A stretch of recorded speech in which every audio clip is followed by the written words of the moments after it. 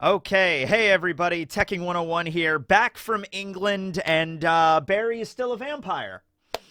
That was supposed to be a one-off bit, but it seems he's running with it, so we'll see where that goes. But anyway, there's a lot of stuff going on in One Piece right now. Vegapunk's message is continuing, and it seems like a lot of people are focused on Lily as of late, so let's talk about her. Why not?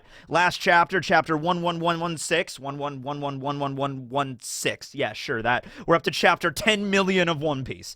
We had Eam in the flower room, walking around, tending to their garden, menacingly, as Eam would, the evil ruler of the entire world. Is Eam really evil? Name one evil thing that we've actually seen Eam do.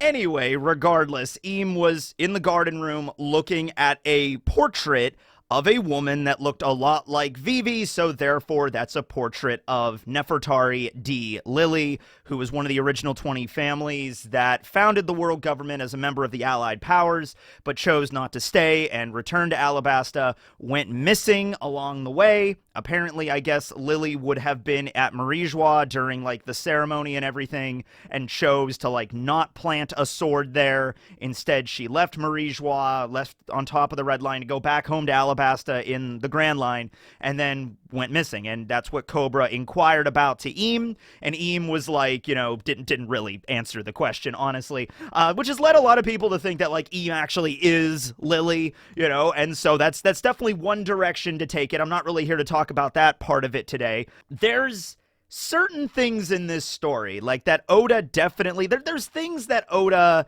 might not realize at the beginning and then adds later. Maybe there's a couple of moments in the story that you could consider a retcon, but then there's other moments that clearly Oda was teeing stuff up like years and years, sometimes over decades in advance, with this story that has lasted for over a quarter of a century so far, right? In fact, Oda has said, many times that, like, the story just keeps on going. It's just like, oh, I planned this arc to only be this long, and it ended up being this long. One Piece originally was supposed to only last 5 years. That was the original idea, So, like, you could see that Oda set stuff up in like 2002, and it's like, all right, well, it doesn't become relevant until 2017 or something like that. And it's just, that's how long it took. Some of my favorites are, we see Rayleigh in the Orangetown arc, when this is before I think we even knew Buggy and Shanks were on Roger's crew. We just knew they were on some pirate ship together back in their younger years, but I don't think it was mentioned it was Roger's crew until a lot later.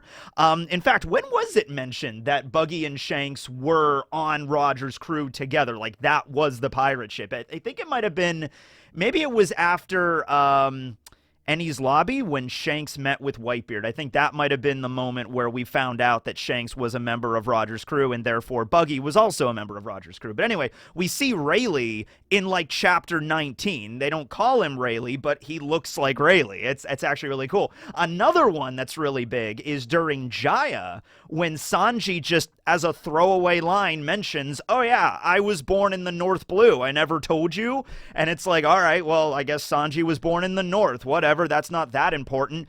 Almost 600 chapters later, well over a decade later, into Zoe, we find out, oh wait, yeah, no, that was relevant. He's Sanji Vinsmoke, okay? And now going into that logic, actually something that does tie back to Jaya, I now present to you this image.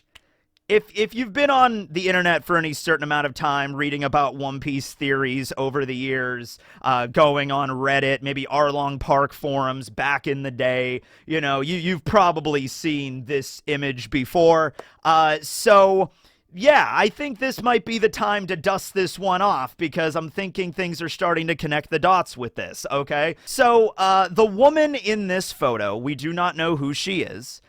This is a photograph that was found in the wreck of the St. Briss. You guys know the St. Briss, right? Yes.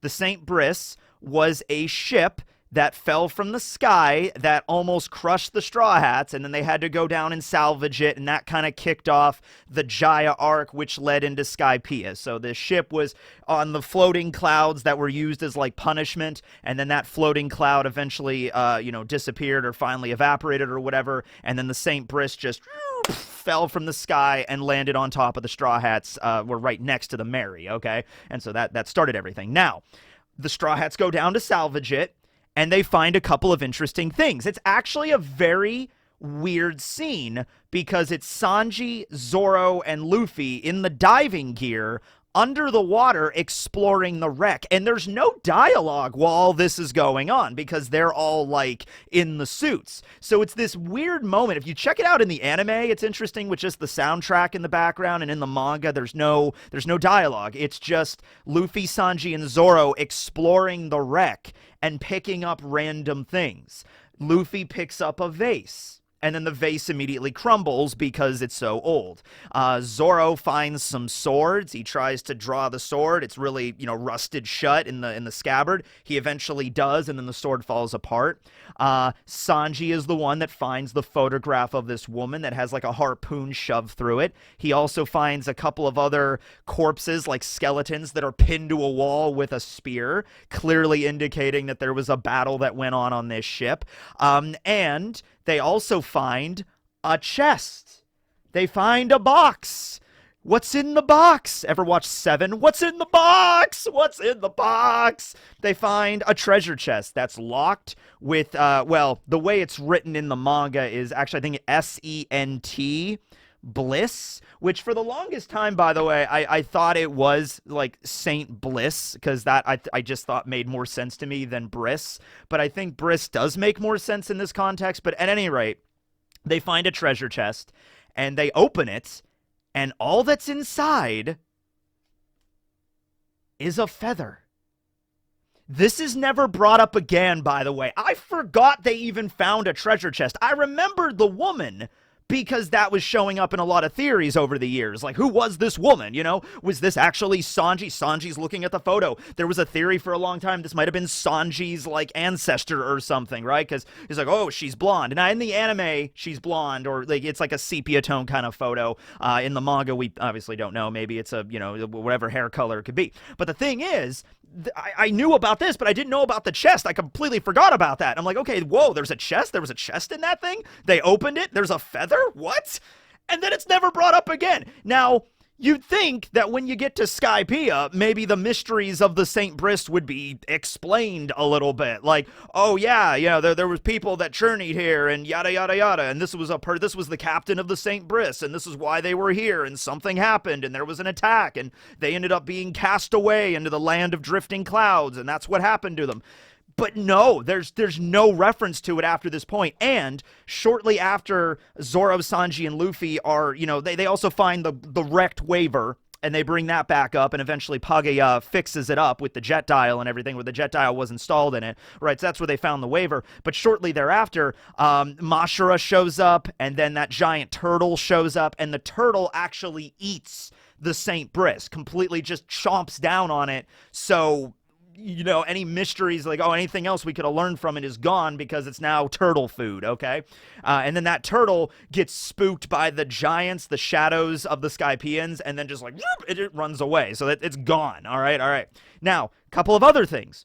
There was also a corpse, like a coffin, that landed on the Mary when the St. Briss was falling down, okay? And then Robin is kind of studying the corpse, and she finds the skull, and she, like, reassembles it, and the skull has, like, these holes drilled into it, which at first you assume, oh, that was, like, a spear wound or, like, an arrow wound or something like that. No, it was a trepanning injury. So trepanning is like an old school way that they would maybe try to remove brain tumors, or if somebody was acting crazy, they would like, oh, let me just drill a hole in your head. It was back in the day, which was the style at the time. No one knew what this was. So it's like, oh, you're acting crazy?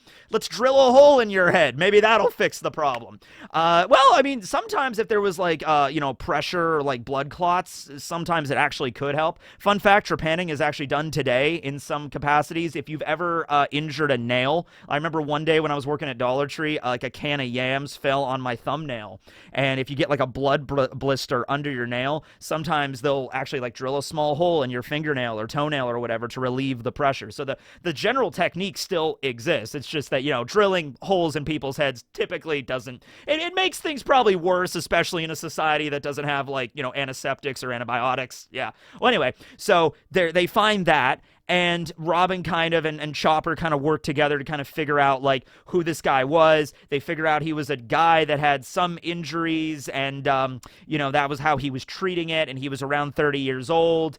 They also, because they rubbed tar on their teeth to like preserve it or keep away bacteria, that was a practice in the South Blue.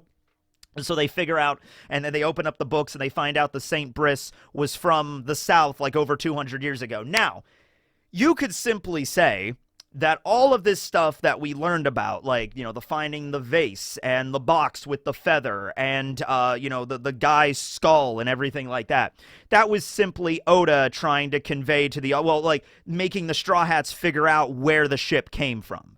Like, oh, okay, it came from the South.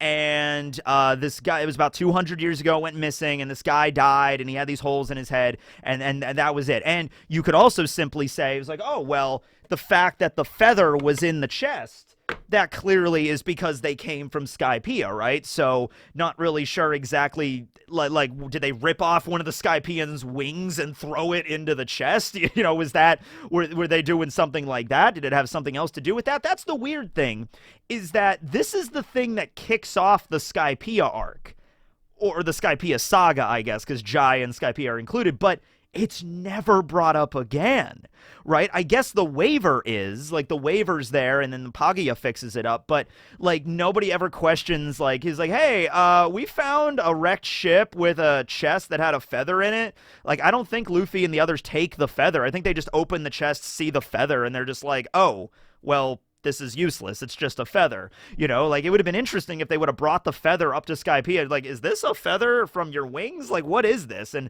it'd be interesting if Conus looked at it and was like, no, this isn't a feather of a Skypiean, or maybe it was. Like, who knows? You know what I mean? Like, so, and there probably might have been something else in the chest that was just taken out, and the only remaining thing was the feather, right? So the vase had a design that I guess could have come from Skypiea, but maybe it didn't, right? So how does this connect back to Lily is the idea. All this information I just gave you. Well, okay, that ship fell right around where Alabasta is. If you look at the world map, the Straw Hats were heading from Alabasta to Jaya. Well, the log pose was pointing up toward the Sky Islands, but they had to go to Jaya to get there, right? So this general region was where that ship fell down, okay? And, like, the land of the drifting is, like, in that general area as well. Like I don't think the St. Briss obviously got to Sky Island somehow. So I would assume they traveled into the Grand Line, got hit by the knock-up stream, went up to the Sky Islands about 200 years ago. Something happened up there. They got cast away to the land of the drifting clouds, and then the cloud eventually evaporated and they fell. But all of that probably took place around this region.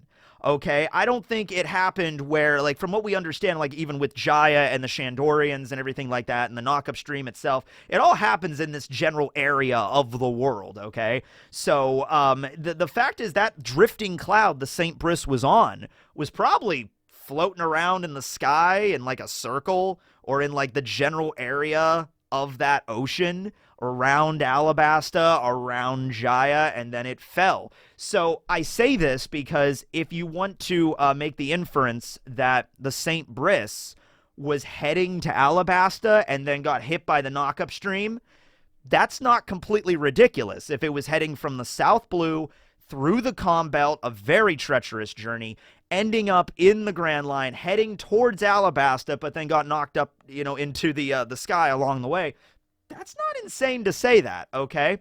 So, what if, after the events of the Void Century, Lily ended up in the Briss Kingdom, or maybe even founded the Briss Kingdom, because this is like 800 years ago. The St. Briss, the ship, 200 years old. The kingdom, we don't know how old that was, okay? There's a lot of theories of like maybe Lily founded Amazon Lily because obviously the name Lily and Lily, so that's another one there.